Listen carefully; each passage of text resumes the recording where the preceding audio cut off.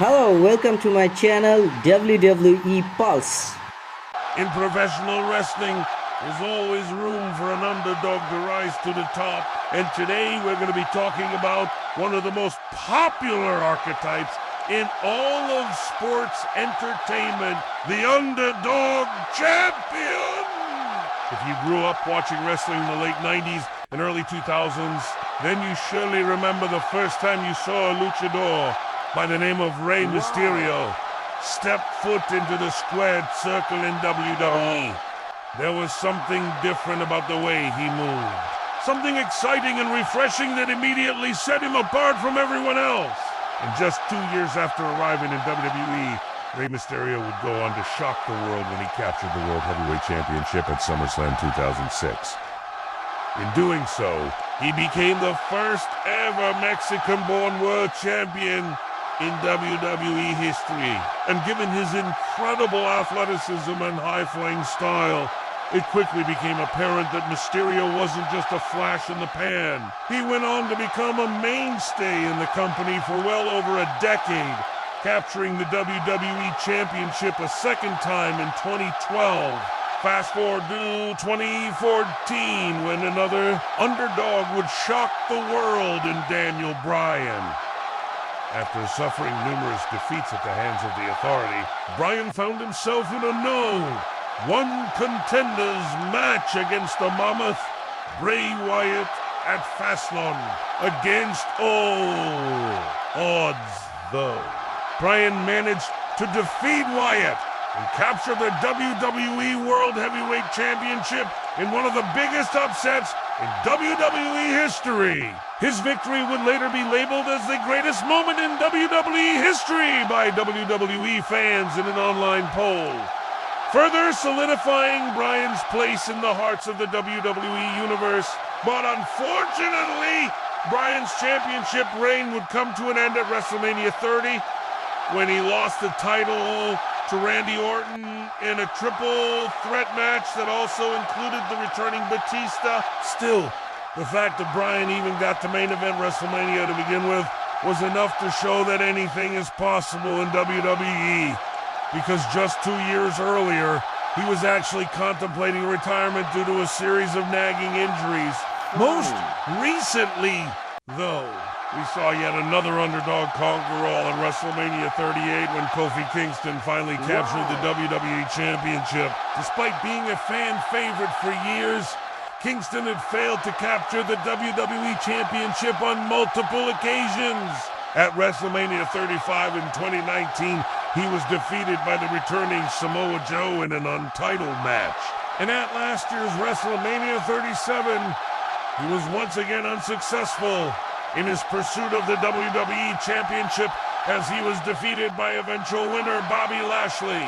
Kingston, however, would not be denied at this year's with the New Day by his side. Kingston was able to defeat both Joe and Lashley to capture the WWE Championship in a moment that brought many fans to tears. All three of these men are underdogs who were not expected to win the big one. But despite the odds being stacked against them, each man was somehow able to accomplish their dreams and capture the most prestigious prize in all.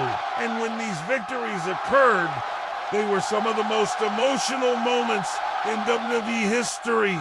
The crowd was roaring, chanting the names of these wrestlers as they made their way to the ring. And once the dust settled, the WWE Universe erupted in applause as these unlikely heroes were hoisted up on the shoulders of their peers and raised to the top of the mountain.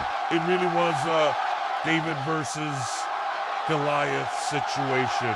And in each case, the crowd knew that these men didn't just deserve the championship, but more importantly, they believed that they deserved it too. So now I want to ask you, what makes the Underdog Champion story so compelling? Is it the fact that we all have to root for the little guy? Because deep down inside, we all know what it feels like to be underestimated or overlooked, and we get to live vicariously through these characters as we see them succeed in spite of the challenges they face. Or is it the unpredictability of it all? Because if we knew how these stories were going to end before they even began, it wouldn't be nearly as exciting. Part of what makes the Underdog Champion story so compelling is that we don't know how it's going to play out. And that keeps us on the edge of our seats as we watch these characters fight to achieve their dreams. Another thing that makes the Underdog Champion story so compelling is the fact that it reminds us that no matter how difficult things may seem, it's always worth fighting for our dreams. No matter how insurmountable the odds may seem, as long as we believe in ourselves and never give up, anything is possible.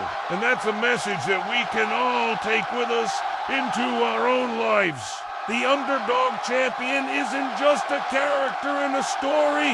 It's a symbol of hope and inspiration for us all. And that's why the Underdog Champion story is one of the most compelling and beloved tropes in all of fiction. And it's certainly a major part of the reason why these victories occurred and were some of the most emotional moments in WWE history. The crowd was roaring, chanting the names of these wrestlers as they made their way to the ring. And once the dust settled, the WWE Universe erupted in applause as these unlikely heroes were hoisted up on the shoulders of their peers and raised to the top of the mountain. It really was a David versus Goliath situation. And in each case, the crowd knew that these men didn't just deserve the championship, but more importantly, they believed that they deserved it too. Now, the best part about the Underdog Champion story is that it never gets old. We can always find new ways to tell this story, and each telling is sure to be just as compelling as the last. And WWE has done an excellent job of keeping this tradition alive. Now, of course, it's worth mentioning that WWE has featured plenty of other underdogs throughout the years who have gone on to become champions. There's the time that Rob Van Dam shocked the world by winning the WWE Championship in 2006. There's the time that John Cena captured his first WWE Championship in 2007. There's the time that CM Punk defeated the 400-day undefeated champion in 2011. There's the time that Seth Rollins cashed in his Money in the Bank briefcase to win the WWE Championship in 2015. There's the time that Kevin Owens won the Universal Championship for the first time in 2016. There's the time that AJ Styles captured the WWE Championship for the first time in 2017. There's the time that Becky Lynch captured both the Raw and Women's Championships at WrestleMania 35.